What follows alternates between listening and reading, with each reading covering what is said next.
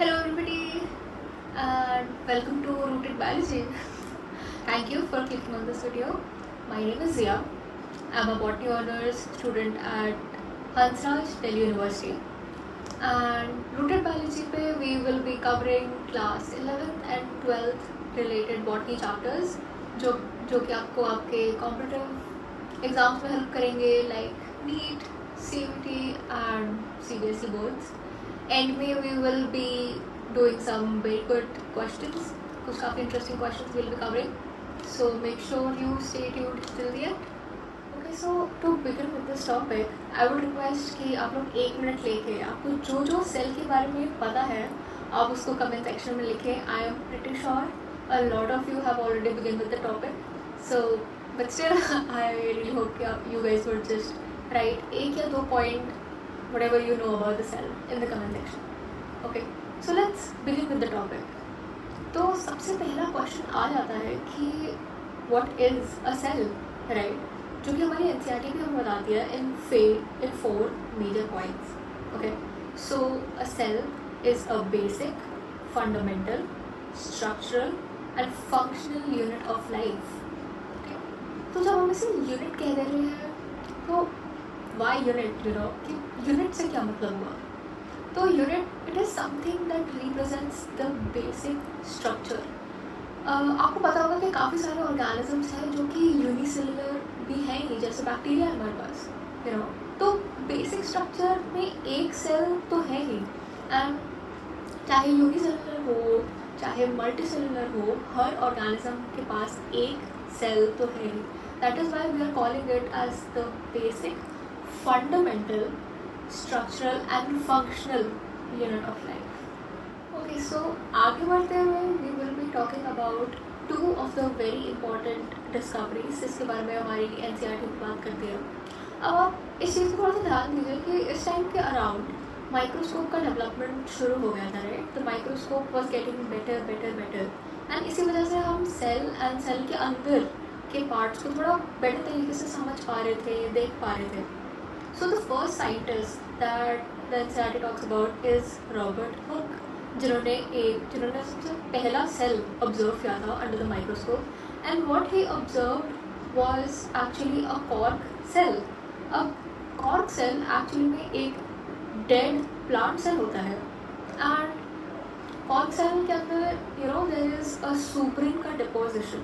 अब सुब्रिन एक ऐसा सब्सटेंस है जो कि that makes the cell impervious to air and water. मतलब उसके आर पार हवा और पानी नहीं जाएगा, लाइक सेल के अंदर हवा और पानी नहीं जाएगा. सो कोई साइटोप्लाज्म नहीं है, कोई मेटाबॉलिज्म नहीं है, तो basically it is a dead cell. तो what Robert Hooke saw was not an actual cell but it was actually a dead cell. Okay, then उसके बाद ल्यूवन हॉक के बारे में हमारी एनसीईआरटी बात करती है. He was the first person to observe a living cell. So हमारा नेक्स्ट टॉपिक जो कि एनसीईआरटी में है that is the cell theory. हम इसके बारे में थोड़ी सी बात करने वाले हैं. एंड इसमें कुछ 3 इंपॉर्टेंट साइंटिस्ट के नाम है जो कि आपको ध्यान रखने हैं फॉर योर कॉम्पिटिटिव एग्जाम्स. ठीक है, तो ये जो 3 साइंटिस्ट हैं इनमें से एक है Schleiden, other one is Schwann and we also have Rudolf Virchow, जिनके बारे में मैं थोड़ी देर में बात करूँगी. So this time is somewhat around 1838 and 1839 जब स्लेडन जो है जो कि हमारे जर्मन बॉटनिस्ट हैं एंड जो श्वान है वो भी हमारे जर्मन जूलॉजिस्ट हैं. Bye the way this is the correction in 2024 and 25 की जो अभी अपडेटेड एनसीईआरटी है कि दोनों ही जर्मन साइंटिस्ट हैं. जो हमारे स्लेडन है he is a German botanist and जो श्वान है that he is a German zoologist. Okay, तो इन दोनों ने मिल के सेल थ्योरी प्रपोज की थी and they gave 2 postulates in it. तो इस चीज़ को थोड़ा सा ध्यान रखना है कि स्लेडन एंड श्वान ने 2 postulates दिए थे. ओके, सो दे सेड कि all organisms are made up of cell and its constituents. तो इसका मतलब है सेल के अंदर के जो छोटे कॉम्पोनेंट्स हैं या फिर सेल के जो टुकड़े हैं उनसे मिलकर ही एक सेल बना है. And the other point that they said was कि interaction between cell and its constituents form the structural and fundamental aspect of an organism. कि इन्हीं छोटे छोटे कंपोनेंट्स से, इन छोटे टुकड़ों के इंटरैक्शन से एक सेल बनता है, ठीक है। And this interaction with in themselves, इसी से एक सेल का जो भी फंक्शन है वो कैरी आउट होता है, ओके। अब बट यहाँ पे चीज़ें ख़त्म नहीं होती, एंड स्लेडन एंड शॉन एक चीज़ पे अटक गए थे कि बट सेल आया कहाँ से, तो इस चीज़ में हेल्प करने के लिए हमारे पास आए Rudolf वर्चाउ. He gave the third postulate of the cell theory, and he said that all cells come from pre-existing cells. इसको उन्होंने कहा omnis cellula e cellula. कोई जो एक सेल है वो डेफिनेटली किसी पिछले सेल से ही आया है, ऑलराइट। सो मतलब कुछ भी ऐसे लाइक जैसे आप एवोल्यूशन में 12th में पढ़ोगे कि किसी साइंटिस्ट ने स्पॉन्टेनियस जनरेशन के बारे में बात की थी, या किसी साइंटिस्ट ने बोला था कि जो भी प्रोटीन्स है या फिर जो भी अमाइनो एसिड लिपिड्स हैं वो किसी स्पेस के किसी मीटियोराइट के थ्रू आया था, बट नहीं, ऐसा कुछ भी नहीं है। रुडोल्फ वर्चाउ सेड दैट जो एक सेल है वो डेफिनेटली किसी पिछले सेल से ही आया होगा, ओके। सो पहले दो एनसीईआरटी के टॉपिक्स कवर करने के बाद अब हम चलते हैं towards the third topic, which is prokaryotic cell. अब किसी भी वर्ड को, या फिर जब भी आप बायोलॉजी पढ़ते हो, आई वुड रियली सजेस्ट कि आप किसी भी वर्ड को दो पार्ट्स में ब्रेक करो ताकि आपकी अंडरस्टैंडिंग बेटर हो पाए, राइट। सो प्रोकैरियोटिक सेल्स का मतलब है pro and karyote. Pro means primitive and karyote means nucleus. So ऐसा सेल जिसके अंदर एक प्रिमिटिव न्यूक्लियस है। अब सिंस यहाँ पे हम ऑफकोर्स बैक्टीरिया की बात करने वाले हैं, सो हम बैक्टीरिया के हर एक पार्ट को ढंग से पढ़ेंगे, ओके। सबसे बाहर की कवरिंग से स्टार्ट करते हैं। द आउटर मोस्ट कवरिंग जो कि बैक्टीरियल सेल में आपको देखेंगे, दैट इज ग्लाइकोकेलिक्स। अब सिंस इस वर्ड में ग्लाइको वर्ड है, सो इट मीन्स इसमें कुछ शुगर्स है, right. This layer is made up of sugars. So glycocalyx since सबसे आउटर मोस्ट है, सबसे बाहर की लेयर है, तो सबसे पहला फीचर क्या हो जाएगा, it is protective in nature. जैसे आपकी स्किन है, जब अपने स्किन के बारे में बात करते हो तो first point that comes to your mind is कि it is protective in nature, right. So यही बात है ग्लाइकोकेलिक्स के साथ भी। Glycocalyx is outermost, it is protective in nature. But अब प्रोटेक्शन बैक्टीरिया को किस चीज़ से चाहिए, right. So protective, it is protective from pathogens, environment से प्रोटेक्टिव है, राइट। लॉस ऑफ वाटर नहीं होने देती, जिसको हम थोड़े से फैंसी वर्ड्स में डेसिकेशन कहते हैं। And then another point is host immunity. अब इसका फंडा बहुत मस्त है, ठीक है। अब होस्ट इम्यूनिटी कैसे, okay. So over the course of evolution like bacteria ने कुछ ऐसे मैकेनिज्म इवॉल्व कर लिए अपने अंदर कि इसने ना अपनी लेयर पे, जैसे अगर मैं मान लूँ, अगर आपको बताओ कि लेट्स इमेजिन कि पूरी ह्यूमैनिटी में ऐसा मान लो कि सबके सेल्स के ऊपर येलो कलर के झंडे हैं, cool। अगर आप किसी के एक सेल के ऊपर जूम इन करोगे और उसकी प्लाज्मा मेम्ब्रेन की तरफ देखोगे तो ऐसा मान लेते हैं कि उसके ऊपर प्लाज्मा मेम्ब्रेन के ऊपर येलो कलर के झंडे हैं, राइट। अब बैक्टीरिया ने क्या किया कि अपने आप को इवॉल्व कर लिया है कि उसने अपने ऊपर येलो कलर के झंडे लगाने को, उसको पता है ना इन्फेक्ट तो मुझे इसको करना है, ह्यूमन्स को इन्फेक्ट करना है, राइट। तो उसने अपने सर्वाइवल एडवांटेज के लिए अपनी बाहर की लेयर के ऊपर भी येलो कलर के झंडे लगा लिया। अब आपका जो WBC है उसको पता है कि जब तक सेल है, सेल के ऊपर येलो कलर का झंडा है, तब तक अपना सेल है, राइट। बट बैक्टीरिया ने भी अपने आप को ऐसे इवॉल्व कर लिया, तो इससे क्या हुआ, इसकी सर्वाइवल एडवांटेज बढ़ गई है, राइट। तो this is one of the ways how it saves itself from host immunity. अब ऑल्सो ग्लाइकोकेलिक्स आपके दो टाइप के हो सकते हैं। एक इज़ जो कि हार्ड होगी और हम इसे कैप्सूल कहते हैं, और अगर थोड़ी सी स्लाइमी सी है, थोड़ी सी तो हम इसे स्लाइम लेयर कहते हैं, थोड़ी सी स्मूथ सी होगी तो हम इसे स्लाइम लेयर कहते हैं। अब इसका मेजर है स्मूथ, एंड इसका अगर आपको पूछा जाए तो इसका एक रीज़न हो सकता है अटैचमेंट के लिए, बट ऐसे नेसेसरी नहीं है, ऑलराइट। और फर्दर एक बैक्टीरियल सेल के अंदर की चीज़ों की बात करते हैं। सो हम लोगों ने अभी जस्ट ग्लाइकोकेलिक्स की बात की। अब ग्लाइकोकेलिक्स के अंदर उसके नीचे आ जाती है हमारी सेल वॉल। यह है बैक्टीरियल सेल वॉल की जब मैं बात कर रही हूँ तो bacterial cell wall is made up of peptidoglycan, ठीक है। अब पेप्टाइड एंड ग्लाइकन तो मतलब अमाइनो एसिड और शुगर की बनी होगी ये वॉल, राइट। एंड अगर हम थोड़ी सी रेफरेंस बुक्स उठा के देखोगे तो इसको यूरिन भी कहते हैं, ओके। दिस इज समथिंग जो कि हम बहुत ज़्यादा डिटेल में आगे जाके बात करने वाले हैं, so do not worry, alright. So अभी के लिए आप बस अपने नोटबुक्स में बस आप पेप्टिडोग्लाइकन लेयर लिख लीजिए, एंड म्यूरिन लिख सकते हैं। ऑलराइट, सो इसके फंक्शंस क्या है? It is hard, it is protective in nature. Alright, same function है। देन उसके अब फर्दर उसके और नीचे जो लेयर आ जाती है that is plasma membrane. Again something that will be discussing in very much detail, so किसी चीज़ की चिंता करने की जरूरत नहीं है। Guess what is the plasma membrane? It is a living phospholipid bilayer. Okay, अभी के लिए just write this much. Alright, अब जो हमारी प्लाज्मा मेम्ब्रेन है, plasma membrane in some bacteria you will see कि इसके अंदर के टुवर्ड्स एक एक्सटेंशन है। ओके, इट इज़, और वो एक्सटेंशन क्या फॉर्म करता है? मीजोसोम। अब हम जोम जो वर्ड है वो हम किसी बॉडीज़ के लिए यूज़ करते हैं। राइट, जब सेल की बात करते हैं तो किसी समटाइम्स हम बॉडीज़ के लिए हम जोम वर्ड यूज़ करते हैं। Okay, so what is mesosome? It is basically an invagination of the plasma membrane. Invagination मतलब बेंडिंग ऑफ प्लाज्मा मेम्ब्रेन। किस चीज़ के लिए? सरफेस एरिया इंक्रीज करने के लिए। अब क्यों करना है surface area increase? Simple question. सो सरफेस एरिया इंक्रीज करना है तो इसके फंक्शंस कुछ ऐसे हैं। इसके फंक्शंस हैं, राइट, जैसे मैंने एक फंक्शन तो अभी आपको बताया कि सरफेस एरिया इंक्रीज करता है for respiration, replication and reproduction of of the bacteria. अब रेप्लिकेशन किसका होता है? डीएनए का। अब क्यों रेप्लिकेशन डीएनए का हुआ? अगर आप इसे इसका डायग्राम बना के देखोगे तो आप देखोगे कि जो डीएनए है वो मीजोसोम से बिल्कुल ही चिपका रहता है। So that's why most probably, right. अब ये जो मीजोसोम है, राइट, अब मीजोसोम के 3 टाइप के स्ट्रक्चर्स देखे जा सकते हैं किसी भी बैक्टीरियल सेल में। ओके, सो जो पहला स्ट्रक्चर है दैट इज वेसिकल, छोटा सा मोटू सा थोड़ा सा एक्सटेंशन होगा, थोड़ा सा बल्बस एक्सटेंशन होगा, that is your vesicle. Alright, फिर उसके बाद आ जाता है लैमिनर, इसमें ये 3 फिंगर टाइप आपको एक्सटेंशन दिखेगा। ऑलराइट, देन आ जाता है tubular which makes it like this, जो कि ऐसा ट्यूब जैसा पतला सा एलोंगेटेड फिंगर टाइप एक्सटेंशन होगा। अब एक और चीज़ है जो कि हर बैक्टीरिया में आपको नहीं मिलेगी बट कुछ बैक्टीरिया में मिलेगी, कि जो ये ट्यूब्यूलर एक्सटेंशन है मीजोसोम का, इसमें कभी कभार थोड़े से पिगमेंट्स फिल हो जाते हैं। ऑलराइट, तो पिगमेंट्स फिल हो जाते हैं तो हम इसे कहते हैं chromatophore. Chroma and phore, pigment storing stock. 4 हम यूज़ करते हैं स्टॉक के लिए। ओके, तो उसमें पिगमेंट स्टोर कर रहा है, पिगमेंट स्टोर करेगा तो क्या करेगा? फोटोसिंथेसिस करेगा।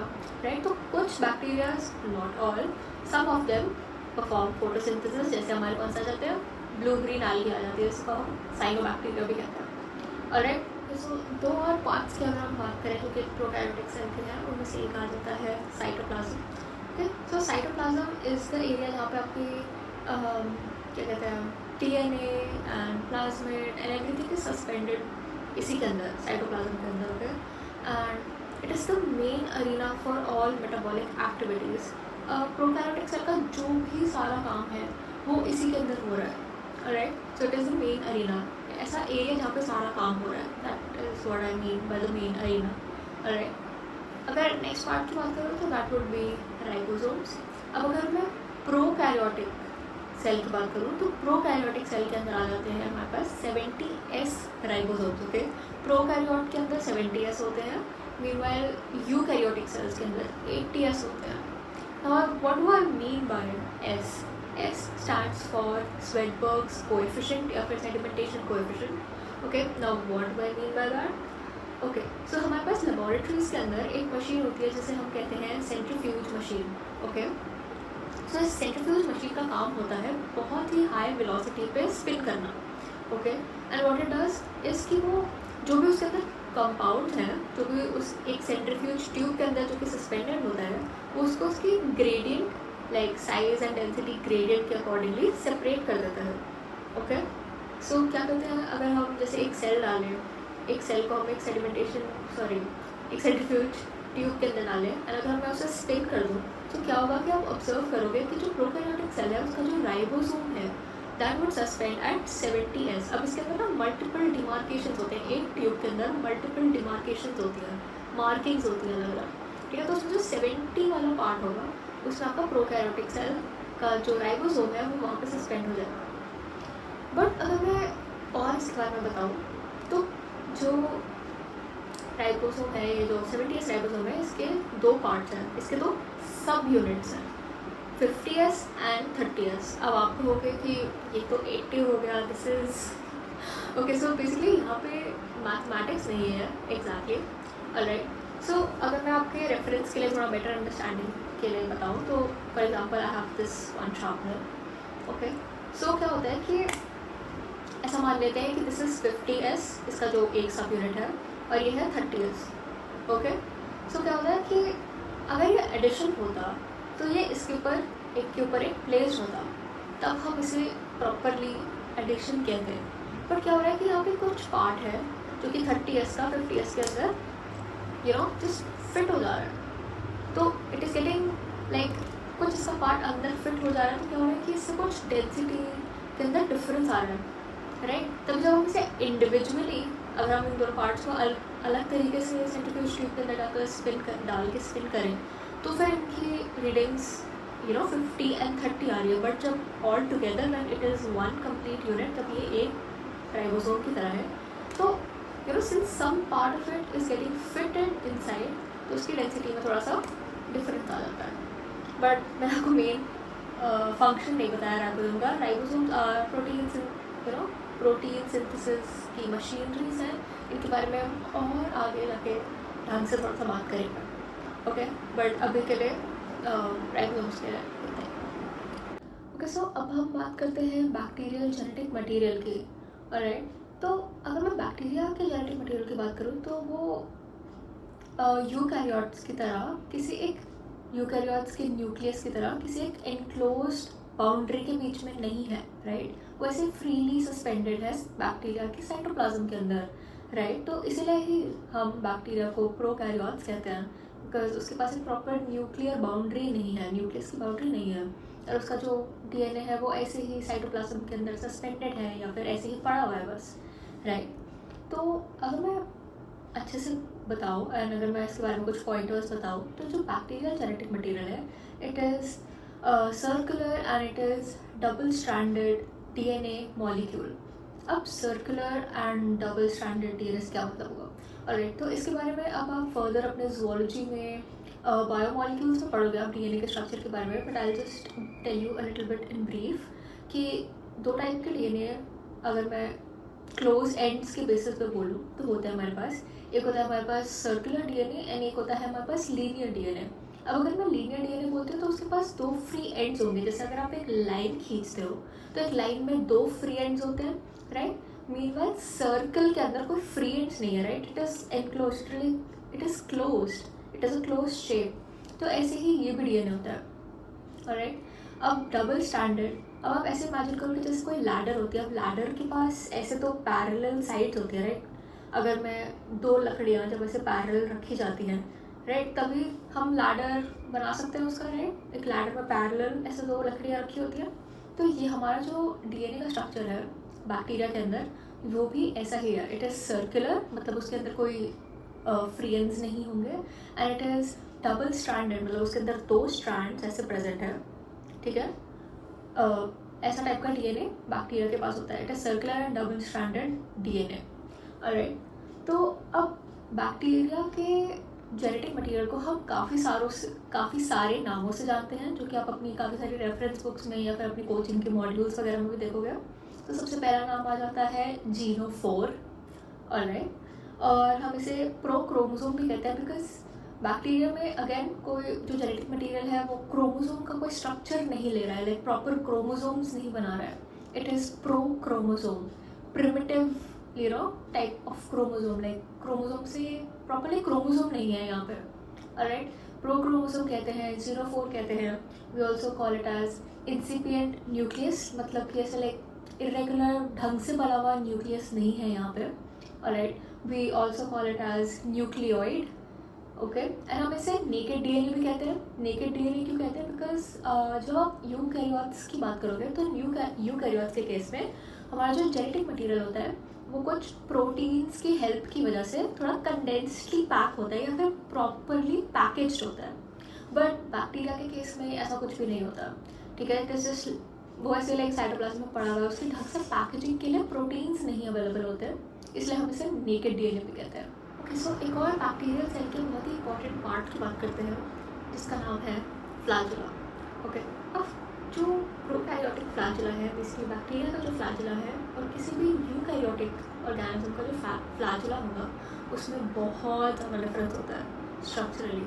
ओके, बट फ्लैजुला का काम क्या है, इससे ये हेल्प करता है बैक्टीरिया को मोटाइल होने में, एक जगह से दूसरी जगह में मूव करने में। Okay, correct. सो अब इसके स्ट्रक्चर की अगर मैं थोड़ी सी बात करूँ तो इसका स्ट्रक्चर बहुत ही ज़्यादा डिटेल में आपकी एनसीईआरटीज़ में नहीं है given, but I just explain it a little bit आपके बेटर अंडरस्टैंडिंग के लिए। ऑलराइट, सो इसके जो स्ट्रक्चर है, जो बैक्टीरियल स्ट्रक्चर, बैक्टीरिया के फ्लैजुला का जो स्ट्रक्चर है, इसमें 4 टाइप के प्रोटीनेशियस डिस्क होते हैं। ओके, तो जो पहली डिस्क है वो आपकी सेल मेम्ब्रेन के अंदर है। ठीक है, सेल मेम्ब्रेन है, प्लाज्मा मेम्ब्रेन है, तो हम इसे कहते हैं M disc. Okay, then cell membrane और सेल वॉल, ठीक है, इसके बीच में थोड़ा सा इंटर मेम्ब्रेनल स्पेस टाइप कुछ कह सकते हो, थोड़ी सी स्पेस प्रेजेंट होती है बेसिकली। तो यहाँ पे आ जाएगी आपकी एस डिस्क। ओके, फिर उसके बाद आपकी जो थर्ड डिस्क होगी वो होगी आपकी सेल वॉल के अंदर। आपकी सेल वॉल किससे बनी है, पेप्टिडोग्लाइकन से, करेक्ट। सो इसको हम कहेंगे पी डिस्क। एंड देन उसके बाद जो सबसे लास्ट डिस्क होती है वो आपकी एक स्पेस, एक और मेम्ब्रेन प्रेजेंट होती है जो कि लाइपोपॉलीसैकेराइड की बनी होती है। तो सिंस ये लाइपोपॉलीसैकेराइड की बनी है तो हम इसे कहेंगे एल डिस्क। ओके, तो ये 4 डिस्क होती है, ये चारों प्रोटीनेशियस होंगे इन नेचर।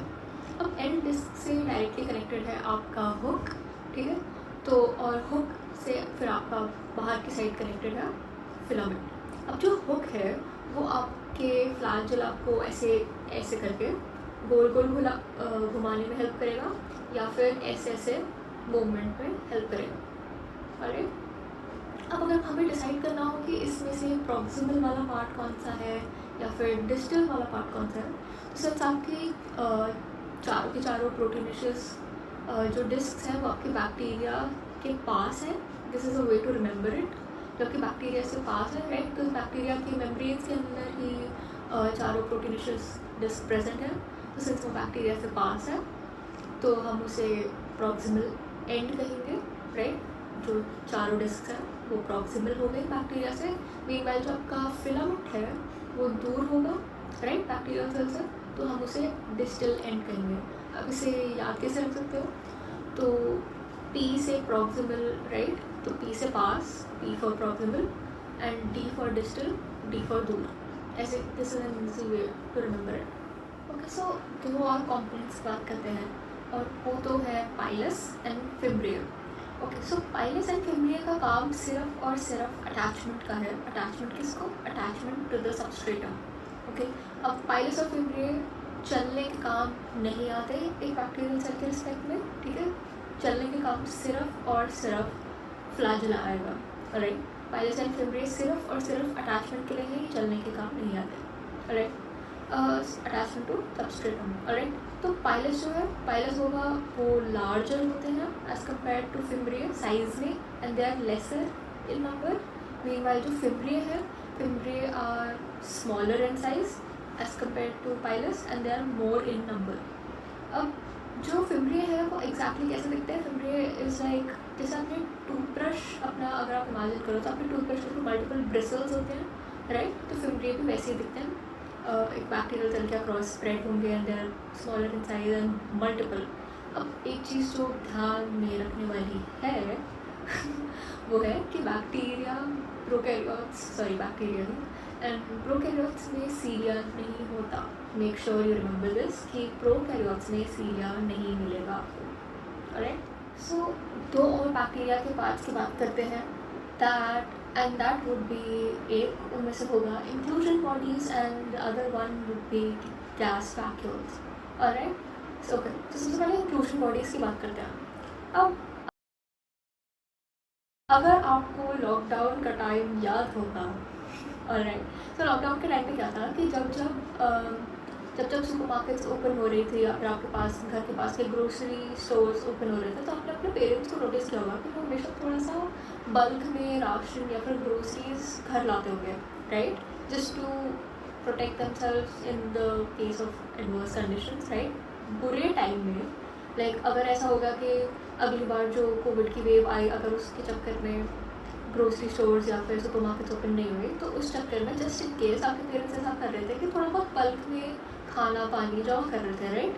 तो सेम बैक्टीरिया भी करता है, ऑलराइट? बैक्टीरिया भी खुद को प्रोटेक्ट करता है फ्रॉम एडवर्स कंडीशंस। लाइक अगर बाहर का हवा पानी बदल गया, तो just to protect itself bacteria भी कुछ type of reserve food material रखता है अपने बॉडी के अंदर, राइट? या फिर हम इसे कह सकते हैं इंक्लूजन बॉडीज रखता है। अभी इंक्लूजन बॉडीज आपकी साइटोप्लाज्म में फ्रीली सस्पेंडेड होती है, right? Like normal everything, right? और ये रिजर्व फूड मटेरियल किस चीज़ का हो सकता है? It could be either protein, it could be starch, या फिर फैट के ग्रैन्यूल्स हो सकते हैं, right? Just to protect itself adverse conditions के टाइम पे उसके पास थोड़ी सी चीज़ें होनी चाहिए, राइट? ताकि उसका मेटाबॉलिज्म ऑन गोइंग रहे एंड वो बैक्टीरियल सेल जिंदा रहे for a prolong time, right? Alright, so the next part would be आपका गैस वैक्यूल। अब गैस वैक्यूल क्या चीज़ है? ये चीज़ आपको मिलेगी सिर्फ और सिर्फ हाइड्रोफिटिक बैक्टीरिया में। हाइड्रोफिटिक क्या होता है? हाइड्रो मतलब पानी, फिटिक मतलब लिविंग। पानी में रहने वाले जो आपके बैक्टीरियाज होंगे उनके अंदर आपको मिलेगा गैस वैक्यूल। अब ये बहुत ही नॉर्मल सी चीज़ है, बिकॉज अब ऐसा सोचो ना, जो आपकी स्किन के ऊपर बैक्टीरिया है उसको गैस वैक्यूल की क्या ज़रूरत है? बिकॉज गैस वैक्यूल का पर्पस है कि वो आपको बायंसी प्रोवाइड करे, राइट? पानी में रह रहा है तो आपको बायंसी की नीड होगी, तो बायंसी प्रोवाइड करे। तो जाहिर सी बात है कि जो बैक्टीरिया आपकी स्किन पर प्रेजेंट है उसको बायंसी की नीड नहीं है, तो वो उनमें नहीं होगा। तो ये सिर्फ और सिर्फ हाइड्रोफिटिक बैक्टीरिया से मिलेगा आपको, अरे? तो अब क्या पर्पस क्या है? गैस वैक्यूल का क्या काम है? एज आई सेड, एक तो इसका फीचर है कि ये बाइंड से हेल्प करता है, एंड दूसरा इसका फीचर है कि it is membrane less vacuole. अब इससे क्या मतलब हुआ? जब हम मेम्ब्रेन की बात करते हैं, जब हम बायोलॉजी में मेम्ब्रेन की बात करते हैं, तब हम डेफिनेटली फॉस्फोलिपिड की बाइलेयर की मेम्ब्रेन, जो हमारी नॉर्मल सेल मेम्ब्रेन होती है, हम उसकी बात करते हैं। अभी जो गैस वैक्यूल है, ये आपके साइटोप्लाज्म में जो बैक्टीरिया की प्रेजेंट होगा, तो इसके आसपास कोई फॉस्फोलिपिड की मेम्ब्रेन नहीं है। इट इज़ जस्ट लाइक उसमें सिर्फ हवा है। जैसे एग्जाम्पल, अगर आप कोई ग्लास होता है उसके अंदर आप पानी फिल करते हो, जब आप स्ट्रॉ से ब्लो करते हो तो उसमें छोटे छोटे बबल्स आ जाते हैं, राइट? अब उन बबल्स के अराउंड क्या फॉस्फोलिपिड की मेम्ब्रेन होती है? नहीं होती, राइट? उनके आसपास फॉस्फोलिपिड की मेम्ब्रेन नहीं होती, बट नॉर्मल पानी के मॉलिक्यूल्स की मेम्ब्रेन होगी, राइट? हम ये तो कह ही सकते हैं। तो पानी के मॉलिक्यूल्स की मेम्ब्रेन है एंड और फॉस्फोलिपिड की मेम्ब्रेन नहीं है, सो इसलिए हम गैस वैक्यूल को कहते हैं कि it is membrane less in nature, उसमें फॉस्फोलिपिड की मेम्ब्रेन नहीं है, right? Okay, so with that being said, we are done with the first part of Cell, the Unit of Life. आप ये पार्ट देख रहे हो, so that means you have finished the whole video, so congratulations on finishing your first session. Okay, so अब आगे questions में पढ़ने से पहले make sure you hit like even if you have learned कुछ भी थोड़ा भी इस वीडियो से, right? Or if you liked any part, so make sure you hit like, do subscribe to the channel because I'll be releasing this second part in the next week, right? And also share it with your friends and family or any other person that you know of who is preparing for NEET or CBSE boards or CUET, right? Okay, now let's get to the questions. Okay, so the first question, by the way, हम लोग सबसे पहले थोड़ा सा easy question से start करेंगे, then we'll proceed on to the difficult questions.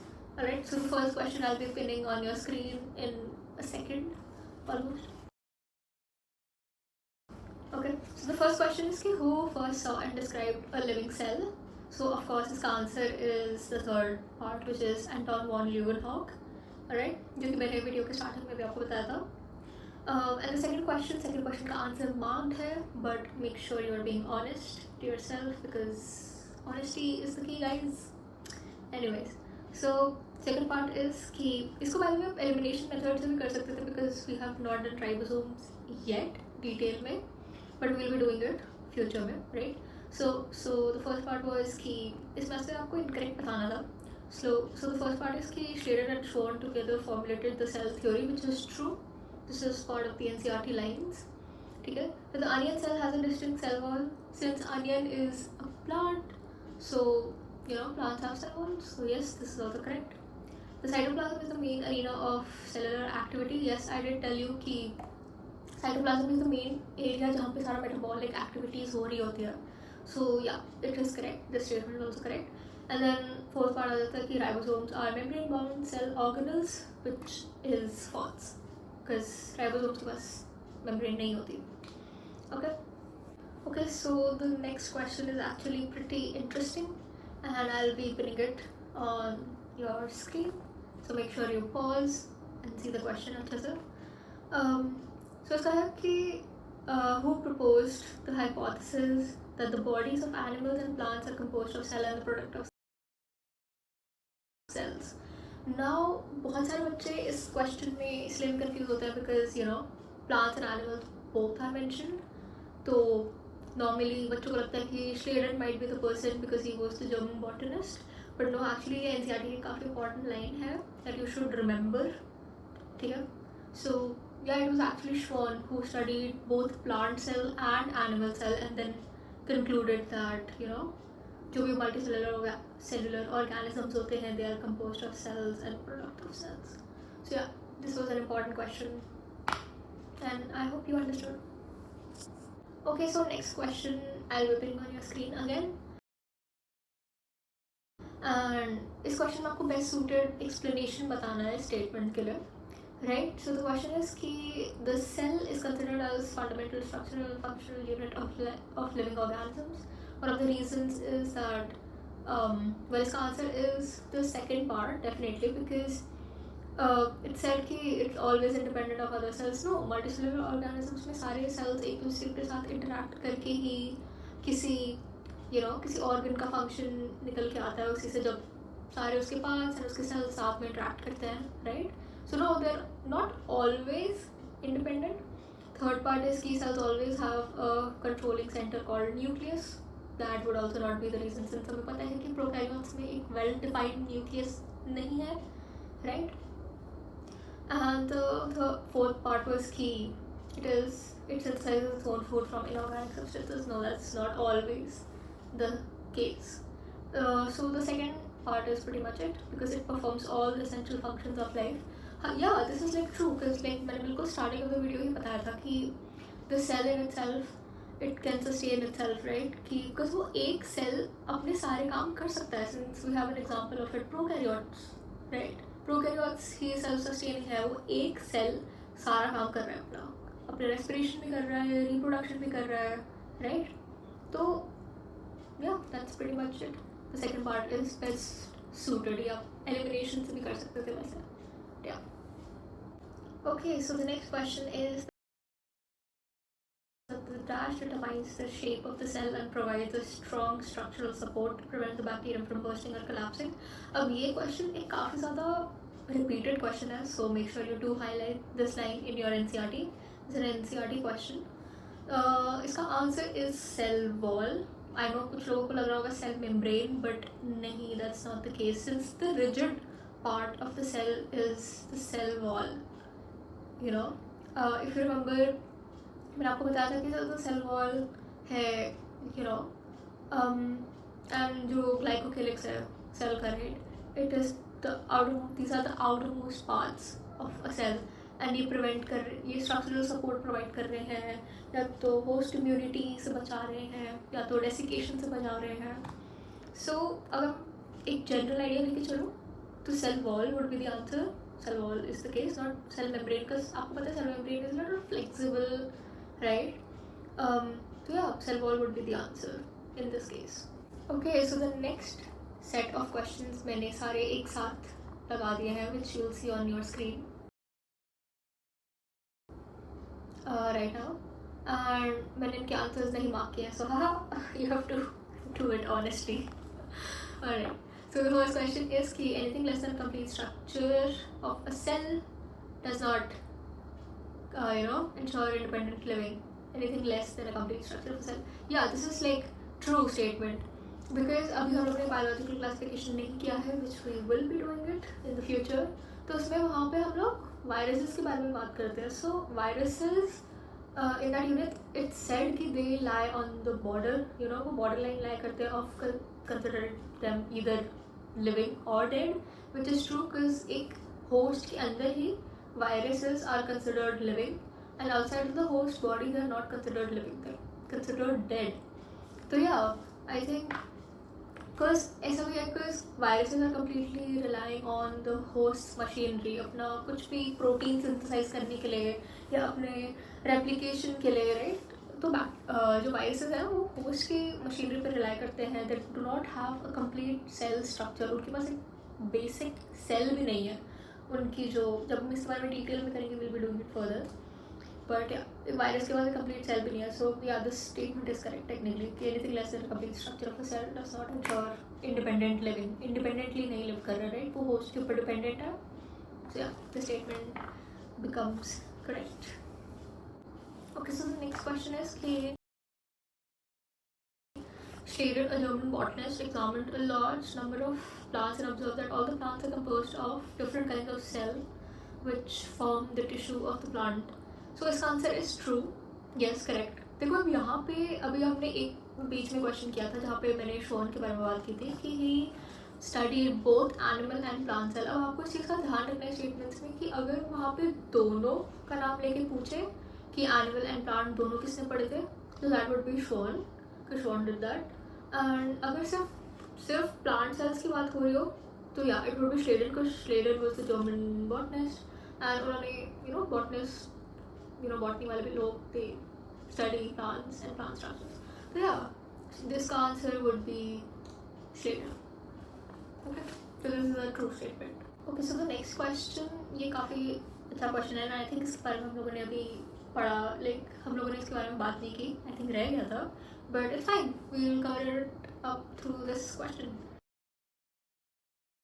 So it said कि plasmid DNA is genomic DNA as they are small and circular. Okay, so अगर मैं थोड़ा बहुत plasmid के आपको बारे में बताऊँ तो yes, it is this, even though the statement is false. I'll tell you why. ठीक है? So plasmid क्या होता है? Plasmid is a small circular double-stranded DNA.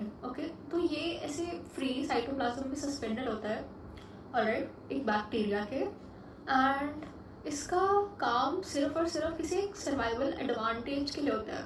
Alright, ये आपने अपनी एनसीईआरटीज़ में भी जब आप रीड कर रहे होगे तो आपको वो पढ़ने में आया होगा. तो ये किसी एक टाइप का सर्वाइवल एडवांटेज प्रोवाइड करता है. ओके, सो ऐसी बात नहीं है कि ये होना ही चाहिए, नेसेसरी है किसी बैक्टीरिया के सर्वाइवल के लिए, बट अगर है तो बहुत अच्छी बात है, कोई एडवांटेज देगा. बट अगर नहीं है तो ऐसी बात नहीं कि बैक्टीरिया मर जाएगा उसके बिना. Okay, it is not necessary, ये जस्ट अगर है तो कुछ एक एडवांटेज दे रहा है.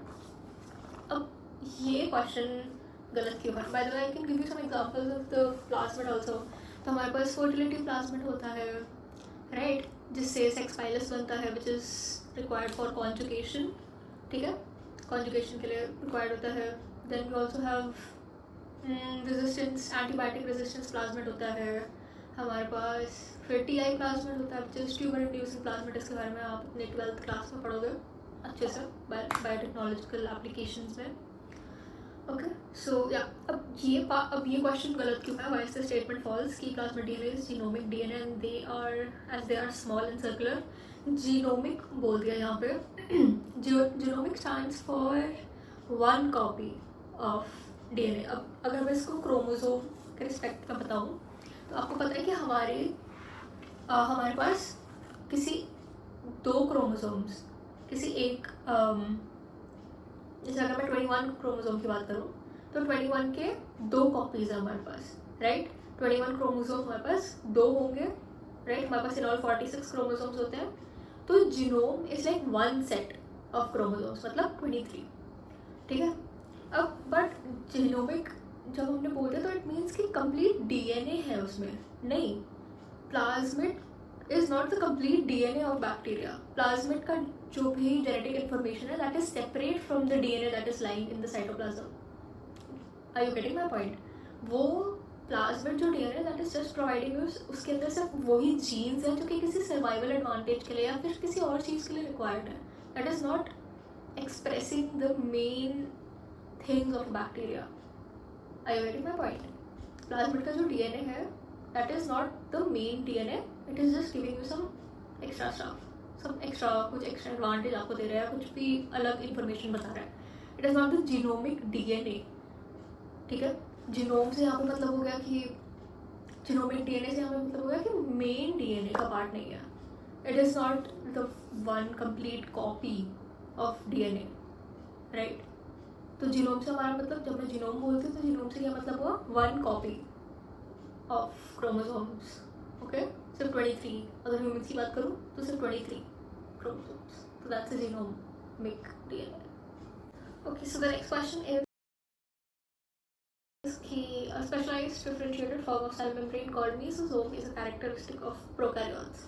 अब ये statement is true because yes, इसमें कुछ correct है, like अब मैंने आपको बताया था कि mesosomes are an invagination of the cell membrane, plasma membrane बोल लो, दोनों सेम बात होती है कि हाँ कि जो मेसोसोम्स है वो एक इन्वेजिनेशन है, या स्पेशलाइज स्ट्रक्चर्स जो कि आपको सिर्फ प्रोकैरियोटिक सेल्स में ही मिलते हैं, यस दिस करेक्ट। एंड आपको स्पेशली हम ढंग से बोलूँ तो ग्राम पॉजिटिव बैक्टीरियाज में मिलते हैं। अब ग्राम पॉजिटिव ग्राम नेगेटिव क्या होता है इसके बारे में हम बात करेंगे in the second lecture, so make sure you do subscribe.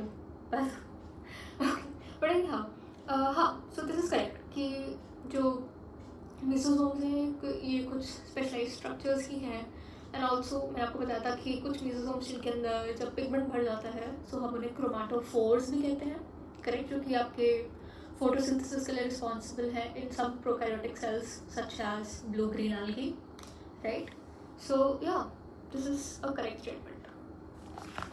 Okay, so the last question of today's video is glycocalyx provides sticky character to the bacterial cell. Actually ये सारे क्वेश्चन आपकी एनसीईआरटी लाइन से ही हैं। सो या the statement is true कि हाँ ग्लाइकोकेलिक्स does provide, because मैंने आपको बताया था क्या कि ग्लाइकोकेलिक्स दो टाइप का हो सकता है। एक अगर वो हार्ड है तो हम उसे कैप्सूल कहते हैं, बट अगर वो थोड़ा स्लाइमी है, थोड़ा स्टिकी है, जो मैंने स्टार्टिंग ऑफ द वीडियो बताया था कि वो थोड़ा सा स्लाइमी है, थोड़ा सा स्टिकी है, तो वो हम उसे स्लाइम लेयर कहते हैं। बट इसका कोई ऐसा कोई फंक्शन स्पेसिफिक नहीं है, बट अगर आपसे पूछा जाए तो ये अटैचमेंट के लिए रिस्पॉन्सिबल है ही, मैंने आपको स्टार्टिंग ऑफ द वीडियो बताया था।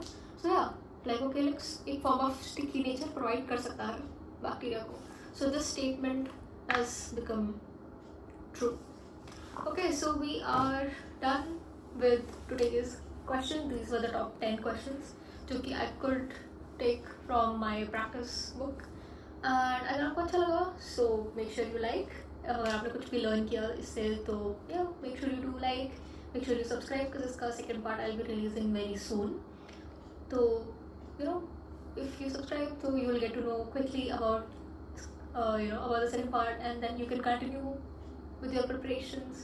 and comment down below अगर आपको इसमें से कुछ डाउट है, या फिर अगर आपको कुछ और बेटर तरीके से अगर आप देखना चाहते हो या जानना चाहते हो about the video, anything that I can improve, so make sure you do let me know about it, and do share it with your friends and other people, friends and family. And that's it. I'll see you in the next video. Bye bye.